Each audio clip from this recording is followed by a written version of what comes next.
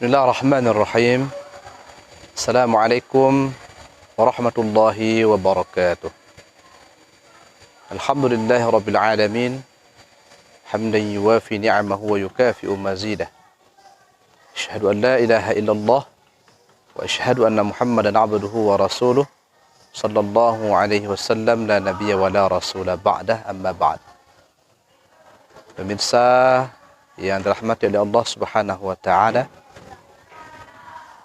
banyak di antara kita yang dalam kondisi zaman sekarang ini mengeluhkan tentang Al-Quran.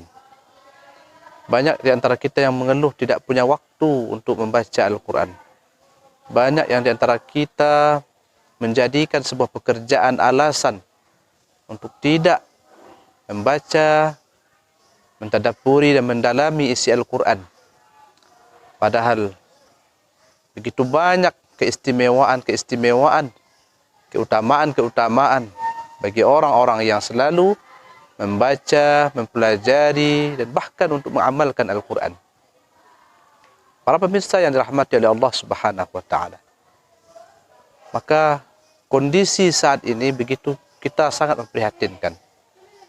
Berbagai alasan yang kita buat, berbagai agenda maupun jadwal-jadwal yang telah kita atur, tetapi tidak ada terselip di dalam jadwal kita tersebut untuk Al-Quran.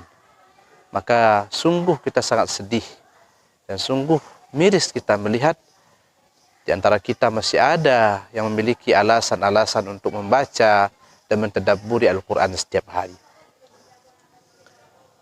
Pada kesempatan ini ada 3 yang barangkali bisa menjadi motivasi bagi kita. Bagaimana Rasulullah SAW memberikan atau menggambarkan keistimewaan atau keutamaan bagi para pembaca dan mempelajari Al-Quran. Yang pertama, orang-orang yang selalu membaca Al-Quran itu kelak di akhirat, kata Rasulullah SAW, akan mendapatkan syafaat. Sebagaimana yang beliau sampaikan, Iqra'ul Quran fa innahu ya'ti yaumal qiyamah syafi'an li ashabi. Bacalah oleh kalian Al-Quran, sesungguhnya Al-Quran itu akan datang di akhirat kelak sebagai pemberi syafaat bagi para pembacanya.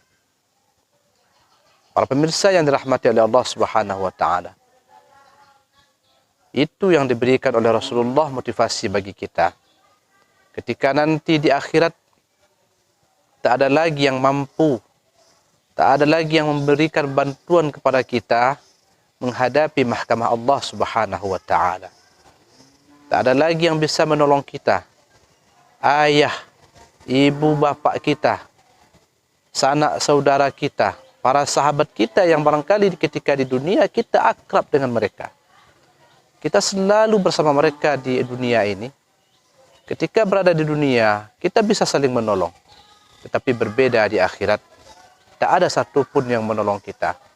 Nah, kata Rasulullah SAW, syafaat Al-Quran inilah nanti akan mendatangi kita para pembaca Al-Quran. Nah, Iqra'ul Quran fa innahu ya'ti yaumal qiyamah syafi'an li ashabi. Yang kedua, orang yang selalu membaca, mempelajari Al-Quran, oleh Allah dinilai derajatnya sebagai manusia yang terbaik. Khairukum man ta'allama al-Quran wa 'allamahu. Sebaik-baik kamu, kata Rasulullah SAW, man ta'allama al-Quran, orang yang mempelajari Al-Quran dan mengajarkan Al-Quran. Ketika kita mempelajari Al-Quran, maka secara otomatis kita akan selalu berinteraksi, membaca Al-Quran, membaca terjemahannya, kita perdalam isi kandungan Al-Quran, lalu kita amalkan Al-Quran. Maka inilah yang kata Rasulullah SAW, kita dianggap derajat kita itu adalah sebagai manusia-manusia yang terbaik. Kemudian yang ketiga, para pembaca Al-Quran itu, orang-orang yang ahli dengan Al-Quran itu, oleh Allah Subhanahu wa taala dijadikan atau disebut sebagai ahlullah, keluarganya Allah Subhanahu wa taala. Siapa di antara kita yang tidak menginginkan kita dianggap oleh Allah sebagai keluarganya?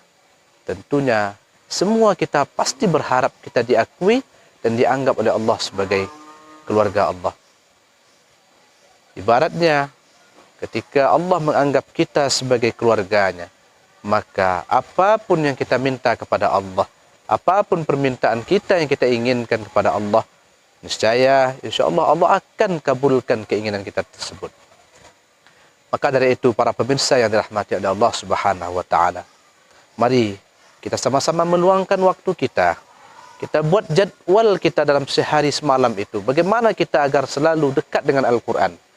Agar bagaimana kita itu selalu membaca, merutinkan Al-Quran itu dalam kehidupan kita sehari-hari. Karena sejatinya Al-Quran itulah yang akan mempermudah segala urusan-urusan kita.